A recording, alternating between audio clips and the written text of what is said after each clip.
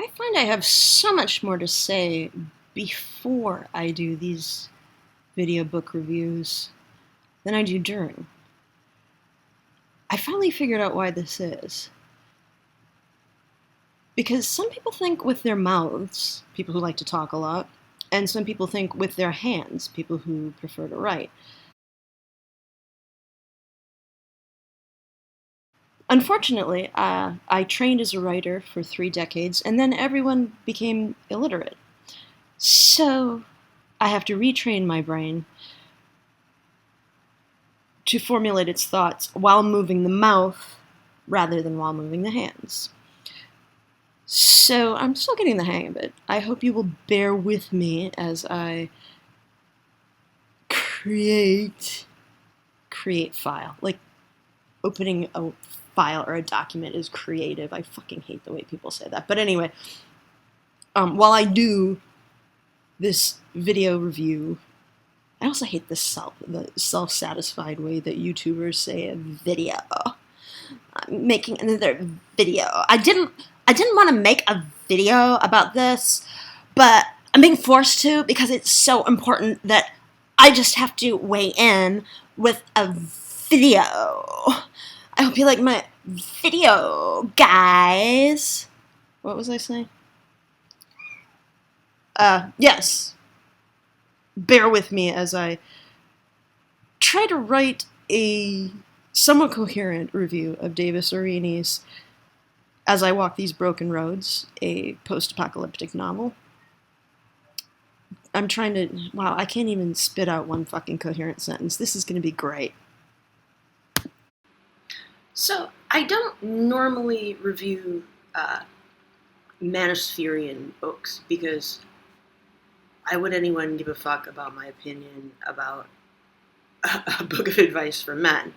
I do read them sometimes. They used to be interesting as evolutionary psych experiments out in the real world, but then I started to suspect that a lot of the guys are lying about their conquests, and a lot of the guys selling stuff are kind of ripping guys who are buying it off. Like, some of the advice is bad. Just it kind of seems to have turned into a boardwalk where guys go to rip each other off, which is a shame because I think a lot of guys go there, young guys, in the first place, because they feel like they're getting ripped off by the world left and right to begin with. So, maybe that's just my perception. Once again, no one gives a shit about my opinion, but I'm going to give it to you anyway, because that's how you make a YouTube video. But, through the miracle of fiction, Davis Aurini's book is something that I can definitely do a review of, because the whole point of fiction is for you to imagine that you're a person or a type of person or an alien or whatever that you're not. So anybody can read this kind of book and enjoy it. I enjoyed it. It does give a lot of insight into male psychology in an environment that's not quite so clock-punching, tie-and-collar, overly tamed sort of situation like we have going on today. It's futuristic, post-apocalyptic, so it does remind me a bit of a book I translated, Archaeofuturism 2. I did the novel version. But it's a bit more good-humored and a bit more a lot more character-focused. You don't really find out what's going to happen to the civilization as a whole, but you do really focus on a couple of guys dealing with the world after everything falls to shit. And I know there's a lot of this genre going around, but it's a good genre romp. As I say outside of the intro to this video, which this is supposed to be a fucking intro. Oh, shut up, man! Don't repeat yourself. Jesus Christ. If I weren't so awkward, every fucking interaction with human beings probably wouldn't be quite as fingernails on a blackboard painful. Stop scraping the chair. They like to make noise just so that you know that they're there. I was traveling for work earlier this week. You just saw me in the airport. And the one I went to Reno, which is pretty much the worst place on earth. The only thing to do, unless you want to gamble your life away, is watch other people gamble their lives away. It's like Vegas Junior. There's no showgirls, just holes that you can put your money in, and you don't really even get fucked. Oh my god, a rat! Oh my god, he's so cute. Wow. Okay, note to self, don't order the food here. The one bright spot was that there was a swimming pool. But the swimming pool was just completely ruined by it being full of children. And the kids couldn't stand to let... I don't know if it's a generational thing or if little kids are just like this. I don't remember being a kid. But they couldn't stand to let a single fucking stranger, just, namely me, just sit there in peace. They had to show me everything that they had just learned, like swimming. Fucker, one-celled creatures can do that. I don't want to interrupt my attempt to relax because you want a complete stranger to watch you swim. And adults are really not that much better. I have to wear a headset so that I look like a telemarketer or an airline controller, because there is... I'm questioning the wisdom of my decision here. I thought, well, I'm not going to do a depressing video in my own apartment. Davis Aurini's book is simultaneously that claustrophobic and not that claustrophobic anyway. So I'm going to do this review outside. There's not a single place in my shit-ass neighborhood, Rogers Park, Chicago, gotta get out of here, where you can sit outside and not be surrounded by people blasting mariachi music or having children or any of the other odious, noisy things they do. What the fuck is that? I hear some kind of bluegrass. Is that live? God help me. People are just going by in their cars, blasting this shit, so that, I mean, there's you could just quietly listen to it in your car. There's no reason to blast your music, other than you want people to notice that you're fucking going by. Which is why I enjoy post-apocalyptic fiction like Davis Aurini's, because the idea of most of the people on this earth dying in some horrible conflagration actually kind of cheers me up. Okay, so, Davis Aurini. He is best known for his podcast. Very few people actually know he's written this book. Sort of like me, a lot of people knew that I was a book reviewer and didn't realize that I wrote books myself. In fact, many of the... Never mind. Fuck this noise. Jesus Christ. Okay, so Davis does the website Stares at the World, and he does a podcast and live streams and all that good stuff. But a lot of his podcasts and live streams are about psychological theory and philosophical theory and political theory. So I was a bit afraid that his novel was going to be very heavy-handed in the theory department. And as much as we like to read thought-provoking material, there's such a fine line between just being empty entertainment and being propaganda that someone's trying to cram down your throat. I guess the difference is having multiple characters so that you don't get stuck in your own point of view as the narrator or as a one character. I mean, if the character is totally different from you, that's one thing. But anyway, as Davis is a friend, I was very relieved to find that his novel was not such, because if you are viewing a friend's novel and it turns out to be a nightmare, then it's a minefield. But actually it turned out to be something of a genre romp, if you can call dystopian fiction a romp. I'll call it a romp, because like I said, the thought of all these noisy people dying actually is soothing. People tell me, well, if you don't like the city, you should live out in the country. Well, the problem with the country is the few people who are out there are nosy as fuck. When I lived in Carbondale, Illinois, I would occasionally work in gay bars because I was grading papers and they were the quietest place to work. I was writing and stuff too, I think. Anyway, and after a couple of weeks of me having discovered how quiet the gay bar was and working in there, I had someone who I hadn't seen in the bar, who I hadn't seen in months actually, try to introduce me to her lesbian friend in hopes that we would become a couple. Which, I don't care if people think I'm gay, but the fact that people knew that I was sitting in a mostly deserted bar, like does the whole fucking town know I'm in this bar? It's even creepier than in cities. City people are noisy, but at least you can be somewhat anonymous.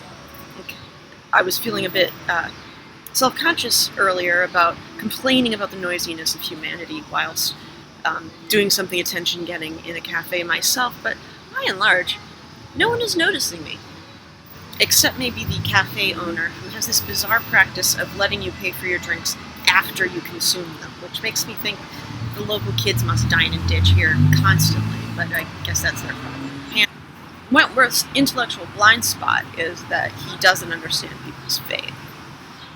So his buddy Rex, who is perhaps a better student of human character, is the one who figures out how to beat the cultists at their own game by being somewhat more human. One of the things that this book does best is probably dialogue. And there's some dialogue that, if you followed Davis Aurini's well-known feud with Jordan Owen, who I don't really even understand what happened, but Jordan Owen seems to be a bit of a con artist. I was going through some difficult shit with a con artist at about the same time Aurini was going through some difficult shit with his pet con artist, so we commiserated a bit, and I can't help but thinking this entertaining passage of dialogue has got to have something to do with Jordan Owen. To wit, O'Neill, first of all, you came to me with this job, not the other way around. I don't even know what it is yet, so don't chastise me because I've been spending money at your bars. As Davis said, sometimes when you go through some shit with some people, you get kind of drunk. So this person is sort of striking back at someone who is about to give him a job as a mercenary to chase these assholes out of her town. But she notices that after watching a massacre, well, I can't remember if she knows this or not, but they had just seen a massacre happen in the last town that they were in, Rax's town. And they had to drink a little. They killed off the people who did the massacre before they could do anything else, but they couldn't stop them there, and they drank a little bit for a few days, weeks after seeing all those people die. And in the next town, they're pulling their shit together and getting ready to do the mercenary thing, and so that's the context of this. He's telling her, don't chastise me because I've been spending money at your bars, okay? And second, does your report tell you the aftermath in Blackstock?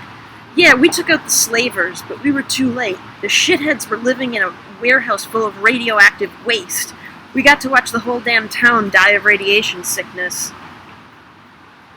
I can't help thinking that Jordan Owen is radioactive waste. I wish I could remember whether Davis wrote this book before or after that, but I may or may not be onto an inside joke there. The stuff about Wentworth's atheism getting in the way of his understanding this crazy cult reminds me of the way people who dismiss all people of faith have trouble understanding the crazy cult of Islam and why they want to kill us, whether we bomb Syria or not.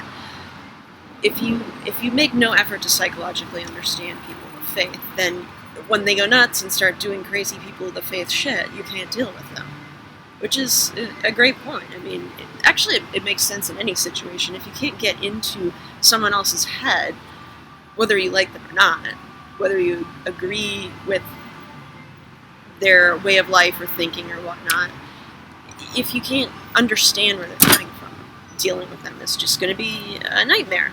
But hopefully, you will have a good friend like Rex to tell you you're full of shit and you need to sort of there goes that rat again. You need to sort of at least respect people enough to digest their point of view, even if it's just so that you can blow them up before they kill again. Anyway, the one part where I think Aurini's philosophy gets the best of him is actually when he's writing a love scene. Truth be told, I don't think I've ever read a graphic sex scene in a novel that I thought was well done. They're all terrible. It's an embarrassing thing to write about. I'm not anti-sex. Watching other people have sex is fine. Describing other people making love it's like the phrase making love.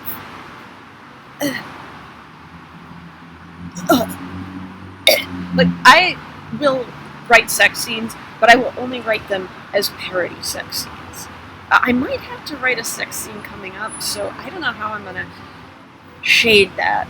I need to have a character, like, sort of midway through sex, realize that she actually likes this other character, that she's just been revenge fucking.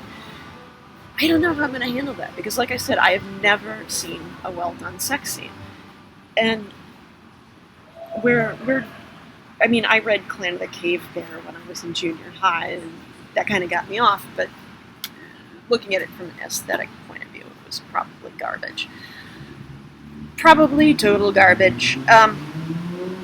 When I do vocal fry like that, like I'm a 20-something moron, you can't really hear me, can you? It doesn't make any sense. Why am I doing that? That being said, tempered by the gentle listener's realization that I have never read a sex scene that didn't make me cringe. The strengths of this book are the dialogue and the violence. The violence is really well done. I'm not usually entertained all that much by sheer violence, but possibly because of Aurini's military training in Canada, his military training in Canada. That sentence shouldn't even exist. Okay, stop it in. You've never been in the service yourself. You don't know what the fuck you're talking about. But seriously, it's Canada. Where was I? Oh, probably because of his military service in Canada. Aurini is very good at describing weaponry, shooting, breaking people's bones with your bare hands, in a way that's actually kind of entertaining, even if that's not really your thing. So, yeah, it's a good genre romp with a little bit smarter than the average genre romp, but it doesn't ram its philosophy down your throat, and just flip over the sex scene like your priest or mother would want you to do anyway.